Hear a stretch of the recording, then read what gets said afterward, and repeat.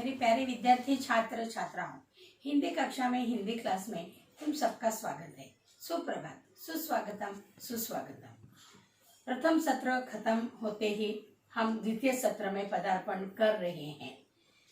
दिवाली के बाद जो पोर्शन है उसमें से पहली इकाई में जैसे पाठ थे 11, उसी प्रकार दूसरी इकाई में भी पाठ है 11। उसमें से सिर्फ सिंधु का जल कविता नंबर 4 और शिष्टाचार और अपराजय ये 3 पाठ अभ्यास क्रम से कम कर दिए गए हैं।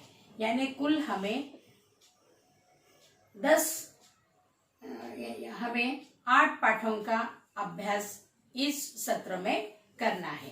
3 पाठ अभ्यास क्रम से कम कर दिए गए हैं, नंबर 4, नंबर 7 और नंबर 10। तो हमें 8 पाठों का अभ्यास ही इस सत्र में करना है। आज हम मेरे प्यारे विद्यार्थी, आज हम दूसरी इकाई पाठ 1 पद्य कह कवि राय, इस पद्य को समझेंगे, पद्य पढ़ेंगे, यहाँ दोहों को समझेंगे। इसके रचनाकार गिरिधर जी हैं। यहाँ कुंडलियों के माध्यम से विविध सामाजिक गुणों को अपनाने की बात रचनाकार ने की है। सबसे पहले हम रचनाकार के बारे में जानकारी सुनेंगे, समझेंगे। रचनाकार गिरिधर जी का जन्म 1713 में हुआ। इनकी कुंडलियां बहुत प्रसिद्ध है। इन्होंने गीत, वैराग्य और अध्यात्म को ही अपनी रचनाओं का विषय बनाया है। जीवन के व्यवहारिक पक्ष का इनकी रचनाओं में प्रभावशाली वर्णन मिलता है। इनकी मुख्य कृतियां हैं गिरिधर कवि राय ग्रंथावली में 500 से अधिक दोहे और कुंडलियां संकलित हैं। कुंडली का मतलब तो हमें समझना ही चाहिए। कुंडली यानी यह दोहा और रोला एक यहाँ दोहा, कुंडली का मतलब होता है यह दोहा और रोला का मेल से बनती है। 6 चरणों का छंद जी एक दोहा 2 रोला को मिलाकर बनता है। 24 मात्रा वाला छंद यानी रोला। इस पद्य में रचनाकार ने विपत्ति में ही सच्चे मित्र की सही पहचान होती है और हमें कभी भी सोच समझकर सभी कामकाज करने चाहिए। सोच समझकर अगर काम हम नहीं किए तो जरूर हमें बाद में पछताना पड़ता है। यह रचनाकार ने इस पद्य में, दोहे में, कुंडलियों में, रोला में स्पष्ट किया है। अब हम पद्य ताल, लय, सुर के साथ पढ़ेंगे, दोहराएंगे। गुण के गाहक सहस नर बिन गुण लहे न कोय। जैसे कागा कोकिला शब्द सुने सब कोय। शब्द सुने सब कोय, कोकिला सबे सुहावन। दों के एक रंग, काग सब भय अपावन। कह गिरिधर कवि राय, सुनो हो ठाकुर मन के। बिन बुल लहे न कोय, सहस नर गाहक गुण के। देखा सब संसार में मतलब का व्यवहार। जब लागी पैसा गांठ में, तब लागी ताको यार। तब लागी ताको यार, यार संग ही संग डौले। पैसा रहा न पास, यार मुख से नहीं बौले। कह गिरिधर कवि राय, जगत का यही लेखा। करत बेगर जी प्रीति, मित्र कोई बिरला देखा। झूठा मीठे वचन कही, ऋण उधार ले जाए। लेत परम सुख उपजे, लेके दियो न जाए। लेके दियो न जाए, उच्च अरु नीच बतावे। ऋण उधार की रीति, मांगते मारण धावे। कह गिरिधर कवि राय, जानी रहे मन में रूठा। बहुत दीना होय जाय, कहे तेरो कागज झूठा। बिना विचारे जो करे सो पछताए, काम बिगड़ी अपनो जग में होत हसाए। जग में होत हसाए, चित्त में चैन न आवे। खान पान सन्मान राग रंग मन ही न भावे। कह गिरिधर कबीराय, दुख कछु टरत न टारे। खटकत है जिय माही, कियो जो बिना विचारे। बीती ताही बसदी दे, आगे की सुधी लेई। जो बनी आवे सहज में, ताही में चित्त देई। ताही में चित्त देई, बात जोई बनी आवे। दुर्जन हसे न कोय, चित्त में खता न पावे। कह गिरिधर कबीरा, यह करु मन परतीति। आगे की सुधी लेई, समझ बीती से बीती। पानी बाढ़ो नाव में, घर में बाढ़ो दाम। दोनों हाथ उचलिया, यही सयाने काम। सयानो काम, यही सयानो काम। राम को समरिन कीजे, पर स्वास्थ्य के काज। शीश आए कर दीजो। कह गिरिधर कविराय, बड़े न की याही बानी। चलिए चाल सुचाल रखिए, अपनो पानी। तो इस प्रकार यह पद्य हम पढ़े, आपने सुना भी है। टेक्स्ट बुक्स निकालकर उसी में ध्यान देना है। आप हम उसी 4 या 6 पंक्तियों का भावार्थ देखेंगे, सुनेंगे, समझेंगे। गुण के गाहक नर गाहक गुण के। 1 2 3 4 5 6 पंक्तियों में कवि कहते हैं। इन पंक्तियों में कवि कहते हैं, गुण के खरीदार हजारों लोग हैं, किंतु बिन गुण के कोई भी प्राणी वस्तु किसी को भी अच्छा नहीं लगता। अर्थात गुणवान मनुष्य की सर्वत्र वाह होती है, पूजा होती है। जैसे कौवा, कवि ने यहाँ पर उदाहरण के साथ बताया है। जैसे कौवा और कोयल के स्वर हर कोई सुनता है। कोयल और कौवा, कोयल के स्वर हर कोई सुनता है। कोयल ही सबको भाती है। हालांकि कौवा और कोयल दोनों एक ही सबको भाती है। हालांकि कौवा और कोयल दोनों एक ही रंग के यानी काले होते हैं, फिर भी कोयल सबको प्रिय लगती है। उसकी आवाज में मिठास होती है। और कौवा सबको अप्रिय, अपावन, शुद्ध, अशुद्ध, मलिन लगता है। उसकी आवाज में कर्कशता होती है। जैसे ही कौवे की आवाज सुनते ही हम कानों में अपने आप उंगलियां डाल लेते हैं, और कोयल की आवाज जब आती है तब हम हमारे कान उसी तरफ लेकर हम ध्यान से सुनते हैं, ताकि कुछ उसके मीठे बोल हमारे कानों पर गिर जाए। कौवे का आवाज सुनते ही हम झट से कानों में उंगलियां डाल लेते हैं।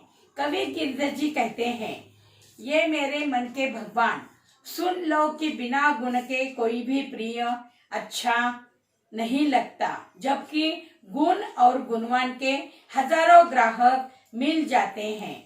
गुणवान के सभी उपासक होते हैं। इस छंद में कवि ने गुण और अवगुण के भेद करते हुए गुण का महत्व बताया है। उन्होंने गुण को धारण करते हुए जीवन को मूल्यवान बनाने का संदेश भी इन पंक्तियों में कवि ने दिया है। अगली 6 पंक्तियां 1 2 3 4 5 6। देखा सब संसार में डैश डैश बिरला देखा। इन 6 पंक्तियों में कवि ने मित्र की सही पहचान बतलाई है। मित्र कोई बिरला देखे। इस छंद में कवि ने स्वार्थ और निस्वार्थ में अंतर बताते हुए निस्वार्थ रिश्ते की पहचान कराई है। अमीरी और गरीबी में सच्चे झूठे मित्रों की पहचान करने का मार्ग भी उन्होंने यहाँ पर इन पंक्तियों में दिखाया है। कवि के अनुसार उन्होंने पूरा संसार देखा है। इस संसार में, इस दुनिया में हर व्यवहार मतलब का है, अर्थात हर रिश्ते की बुनियाद स्वार्थ पर टिकी हुई रहती है।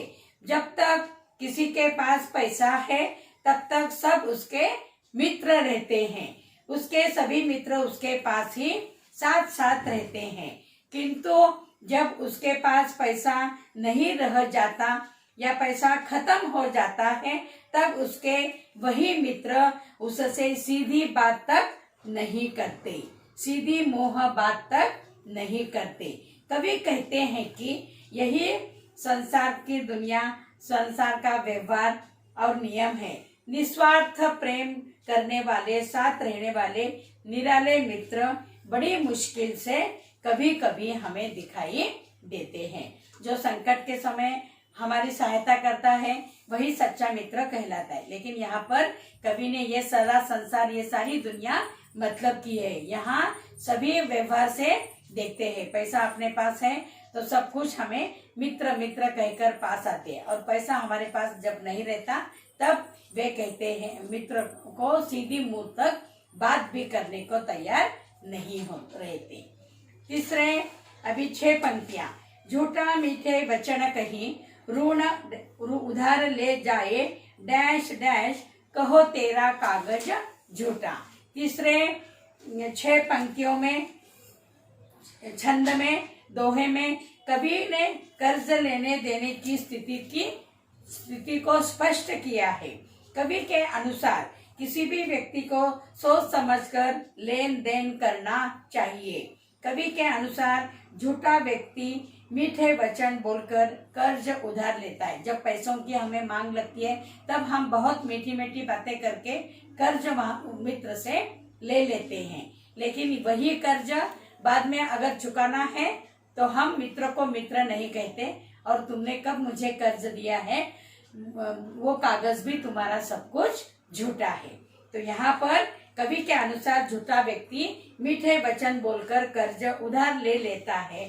कर्ज लेते समय तो बहुत आनंद होता है, हर्ष होता है, वह मीठी मीठी बातें करता है, परंतु उससे लिया हुआ कर्ज चुकाया नहीं जाता।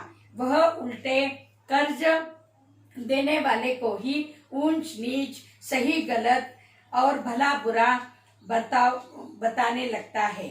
वे कहते हैं कि कर्ज उधार का नियम ही यही है कि कर्ज देनदार यदि अपना कर्ज मांगता है तो कर्जदार उसे मारने के लिए भी दौड़ता है। उसके लिखे कागज को भी वह झूठा बताता है। कर्ज देते समय मित्र हम कागज पर एग्रीमेंट करके लेता है, लेकिन उस एग्रीमेंट को भी वह झूठा बता देता है।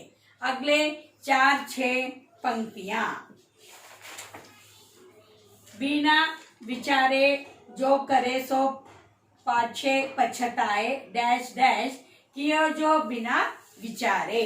इन चौथे 6 पंक्तियों में कवि कहते हैं, इस छंद में, इस दोहे में कवि ने बिना सोच विचार के किए गए कार्य से होने वाले नुकसान के बारे में हमें बताया है, हमें जागरूक किया है। कवि किसी भी कार्य को करने से पहले उसके परिणाम के बारे में सोचने की सलाह देते हैं। उन्होंने सोचने की सलाह हमें यहाँ पर दी है।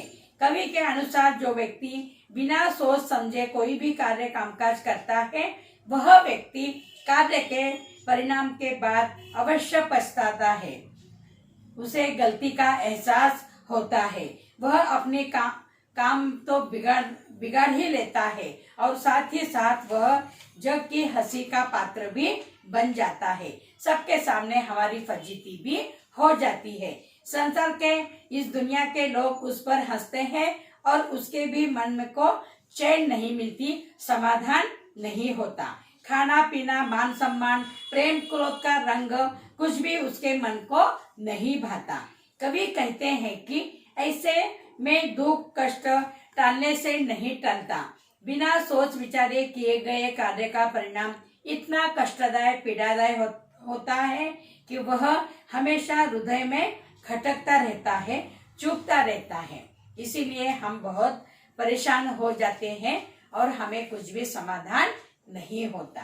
अगले पांचवें इसमें 6 पंक्तियों में कवि कहते हैं, बीती ताही बिसार दे, आगे की सुधी लेई, डैश समझ बीती सो बीती। 5वें 6 पंक्तियों में कवि कहते हैं, इस छंद में दोहों में कवि सफलता और असफलता के बारे में स्पष्ट करते हुए कहते हैं, जीवन हमेशा ही संघर्षमय होता है, कभी संघर्षमय, कभी सुख, कभी दुख, यानी संघर्षमय जीवन से भी हमें आगे समस्या को सामना करते हुए आगे निकलना पड़ता है। यानी सफलता और असफलता के बारे में कवि ने यहाँ पर स्पष्ट किया है। हमें अपने बुरे समय यानी असफलता को भुलाकर आने वाले समय को उज्जवल यानी सफल बनाना चाहिए, यही बताया है। कवि के अनुसार जो बीत गया उसे भुला देना चाहिए और आगे आने वाले कल यानी समय के बारे में हमें सोचना चाहिए, भविष्य के बारे में हमें जरूर सोचना चाहिए। बुरे समय को भुलाकर आने वाले अच्छे समय को हमें अपनाना चाहिए। आने वाले समय में सोच विचार कर कार्य करने से बात बन जाती है। ऐसा करने से कोई दुष्ट हम पर हंस सकता है और न ही हमें कोई चिंता और परेशानी होगी। हमें अपने मन पर विश्वास करना चाहिए, हमें भविष्य के बारे में सोचना चाहिए और यह समझ लेना चाहिए कि जो बीत गई सो बीत गई, अब वह लौटकर नहीं आ सकती। आने वाले समय को बेहतर बनाया जा सकता है, सोच समझकर हमें वह काम करना चाहिए। अंत की 6 पंक्तियां, पानी बाढ़ो नाव में, घर में बाढ़ो दाम, डैश रखिए अपनो पानी। छठे 6 पंक्तियों में इस छंद में दोहे में कवि ने संकट से निपटने की राह यानी मार्ग हमें बताया है। भक्ति, सेवा, त्याग, सम्मान, मान सम्मान जैसे मानवीय सामाजिक मूल्यों के उत्थान प्रगति की प्रेरणा कवि ने यहाँ पर दी है। इस छंद में कवि के अनुसार जब नाव होड़ी में पानी भरने लगता है और घर में खर्च बढ़ने लगता है तो हम दोनों हाथ लगा देते हैं, यानी दोनों हाथों से हम घर में कामकाज करते हैं। बाहर भी माता पिता जैसे कामकाज करते हैं ना, एक के काम करने से घर में खाने वाले लोग अगर ज्यादा हैं तो वो नहीं होगा, लगे देना चाहिए। खर्च बढ़ने लगता है तो हमें दोनों हाथ लगा देना चाहिए। नाव से पानी निकालने के लिए तथा घर की आवश्यकताओं की पूर्ति के लिए हमें और अधिक परिश्रम करना चाहिए। यही बुद्धिमान लोगों का काम है। दूसरों के हित, कल्याण, परोपकार के कार्य में अपना सर्वस्व न्यौछावर करने को हमें तत्पर रहना चाहिए। कवि कहते हैं कि बड़े बुजुर्गों की यही सीख संदेश है कि हमेशा हमें सद्मार्ग, अच्छे मार्ग पर चलना चाहिए और अपना मान सम्मान हमें हमेशा बनाए रखना चाहिए। यही हमें इस छंद में, दोहे में, कुंडलियों में कवि ने बतलाया है। समझ में आ गया सभी को? तो अभी शब्द संसार यानी पहले इसमें गुण के गाहक यानी गुण के खरीदार बहुत होते हैं। हमें मान सम्मान मिलता है जब अपने पास गुण होते हैं। अवगुणों को हमें कभी अपनाना नहीं चाहिए। गुणों को अपनाना चाहिए और अवगुणों को त्याग कर देना चाहिए। दूसरे इसमें ये सारे दुनिया मतलब की है। यहाँ अगर पैसा है तो मित्र पास आता है, पैसा नहीं है तो मित्र सीधे मुंह तक हमें बात भी नहीं करता। तीसरे इसमें मीठे वचन, काम है तो हम बहुत मीठी मीठी बातें करते हैं और काम होने के बाद हम मीठी बातें यानी करते नहीं और कर्ज चुकाने को भी हमें नहीं लगता। और जीवन में हम जो भी काम करते हैं हमें सोच समझकर काम करना चाहिए। बिना सोच समझकर अगर हम काम किए तो वह काम अच्छा भी नहीं होता। जग में हंसी का पात्र हम बन जाते हैं। यही यहाँ पर बताया है। 5वें पंक्तियों में कवि ने यहाँ पर सफलता असफलता के बारे में हमें दर्शाया है और छठे इसमें पानी नाव का उदाहरण देते हुए उन्होंने कहा है, घर में अगर खाने के लोग ज्यादा हो गए तो एक कमाने वाला होगा तो उसका बराबर नहीं होता, हमें मिलजुल कर हाथ बटाते हुए काम करना चाहिए और घर को ऊपर लाना चाहिए। यही संदेश यहाँ पर दिया है। और हमें साथ साथ कवि यही सीख देते हैं कि हमेशा हमें सद्मार्ग पर, अच्छे मार्ग पर चलना चाहिए, अवगुणों को त्याग करना चाहिए, गुणों को अपनाना चाहिए, तभी हमें जीवन में मान सम्मान मिलता है और उसी प्रकार से हम मान सम्मान को हमेशा बनाए रखते हैं। सभी के पास क्लास वर्क्स है, पहले टर्म का पूरा हुआ होगा तो वही क्लास वर्क्स रखो। दूसरे टर्म का अगर तुम नई क्लास वर्क बनाना चाहते हो तो नई भी बना सकते हैं। सबसे पहले पूरी कविता एक बार वर्ग पाठ में लिखो, उसके बाद शब्द संसार में टेक्स्ट बुक में जो शब्द संसार दिए हैं उसे भी तुम्हें लिखना होगा। अगली तासिका में हम इसका स्वाध्याय PDF करके भेजेंगे, उसे निकालो, जरूर पढ़ो, देखो। शब्द संसार: साहस सहस्त्र, बिरला निराला, दो दोनों, लेके लेकर, ताको उसको, अरु और, लेखा व्यवहार, टारना टालना, बेगरजी निस्वार्थ, प्रतीति प्रतीति प्रतीति विश्वास, पछताए पछताना, सुधी ध्यान सोचना याद करना, सुहावन सुहाना मोहक मनोहर, बिसारी भुलाना, कागा कौवा, पानी मान सम्मान। यहाँ पर पानी का मान सम्मान, जैसे नाव का उदाहरण उन्होंने दिया है, नाव में पानी बढ़ने से नाव यानी तैरते तैरते चलती है तो वह डूबने लगती है, इसीलिए उसमें का पानी हमें निकाल देना चाहिए। घर में भी अगर खाने के लोग ज़्यादा हो गए तो हमें दोनों तीनों मिलकर कमाना चाहिए और उदर निर्वाह हमारा करना चाहिए। यही इस दोहे में, छंद में, रोला में, कुंडलियों में कवि ने हमें बतलाया है। समझ गए? तो पूरा वर्ग पाठ में कविता एक बार लिखो, कविता लिखने के बाद कवि परिचय, पद्य संबंधी जानकारी, उसके बाद एक बार कविता, फिर शब्द संसार, और अगली तासिका में हम PDF करके क्वेश्चन आंसर स्वाध्याय जो है टेक्स्ट बुक में उसे भेजेंगे, उसे भी निकाल कर देखो। समझ गए? थैंक यू, धन्यवाद।